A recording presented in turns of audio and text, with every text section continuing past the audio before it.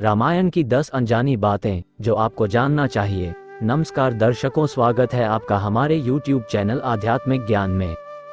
मर्यादा पुरुषोत्तम प्रभु श्री राम के प्रभावशाली चरित्र पर कई भाषाओं में ग्रंथ लिखे गए हैं, लेकिन मुख्यतः 2 ग्रंथ प्रमुख हैं, जिनमें पहला ग्रंथ महर्षि वाल्मीकि द्वारा रामायण। इस पवित्र ग्रंथ में 24,000 श्लोक, 500 उपखंड तथा 7 कांड है।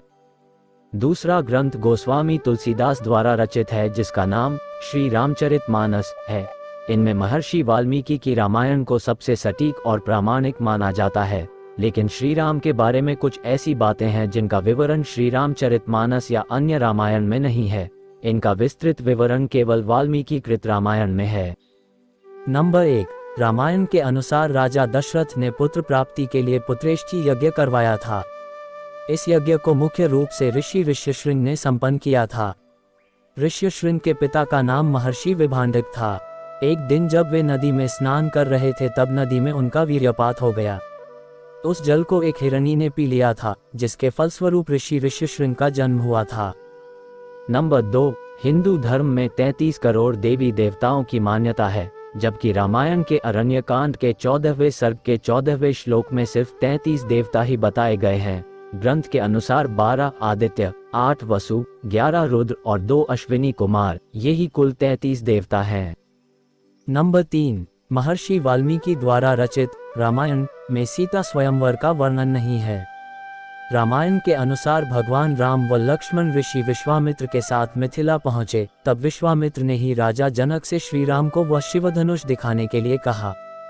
तब भगवान श्री राम ने उस धनुष को उठा लिया और प्रत्यंचा चढ़ाते समय वह टूट गया।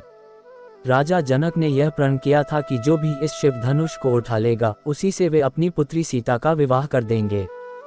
नंबर 4, विश्व विजय के दरमियान जब रावण स्वर्ग लोक पहुंचा तो उसे रंभा नाम की अप्सरा दिखाई दी। रावण ने उसे पकड़ लिया।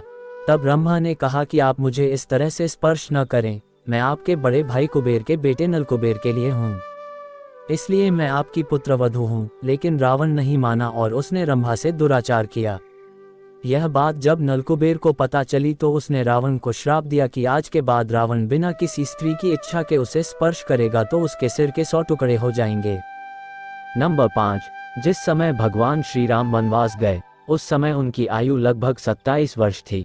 राजा दशरथ श्री राम को वनवास नहीं भेजना चाहते थे, लेकिन वे वचनबद्ध थे। जब श्री राम को रोकने का कोई उपाय नहीं सूझा तो उन्होंने श्री राम से ये तक कह दिया था कि हे राम, तुम मुझे बंदी बनाकर स्वयं राजा बन जाओ। नंबर 6, प्रभु राम के भाई लक्ष्मण ने रावण की बहन शूर्पणखा के नाक कान काटे जाने से क्रोधित होकर ही रावण ने सीता का हरण किया था, लेकिन स्वयं शूर्पणखा ने भी रावण का सर्वनाश होने का शाप दिया था। दरअसल शूर्पणखा के पति का नाम विद्युतजिह्व था। वो कालकेय नाम के राजा का सेनापति था। रावण जब विश्वयुद्ध पर निकला तो कालकेय से उसका युद्ध हुआ। उस युद्ध में रावण ने विद्युतजिह्व का वध कर दिया। तब शूर्पणखा ने मन ही मन रावण को शाप दिया कि मेरे ही कारण तेरा सर्वनाश होगा। नंबर 7, जिस दिन रावण सीता का हरण कर अपनी अशोक वाटिका में लाया, उसी रात को भगवान ब्रह्मा के कहने पर देवराज इंद्र माता सीता के लिए खीर लेकर आए। पहले देवराज ने अशोक वाटिका में उपस्थित सभी राक्षसों को मोहित कर सुला दिया। उसके बाद माता सीता को खीर अर्पित की, जिसके खाने से सीता की भूख प्यास शांत हो गई।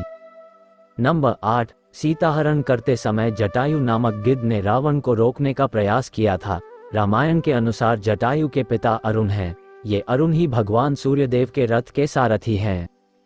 नंबर 9, जब भगवान राम और लक्ष्मण वन में सीता की खोज कर रहे थे, उस समय कबंध नामक राक्षस का प्रभु राम लक्ष्मण ने वध कर दिया। वास्तव में कबंध एक शाप के कारण राक्षस बन गया था। जब श्री राम ने उसके शरीर को अग्नि में समर्पित किया तो वह शाप से मुक्त हो गया। कबंध ने ही श्री राम को सुग्रीव से मित्रता करने के लिए कहा था। नंबर 10, जब काफी समय तक राम रावण का युद्ध चलता रहा, तब अगस्त्य मुनि ने श्री राम से आदित्य हृदय स्तोत्र का पाठ करने को कहा, जिसके प्रभाव से भगवान श्री राम ने रावण का वध किया। जानकारी अच्छी लगी हो तो चैनल को लाइक, कमेंट और सब्सक्राइब करें। धन्यवाद।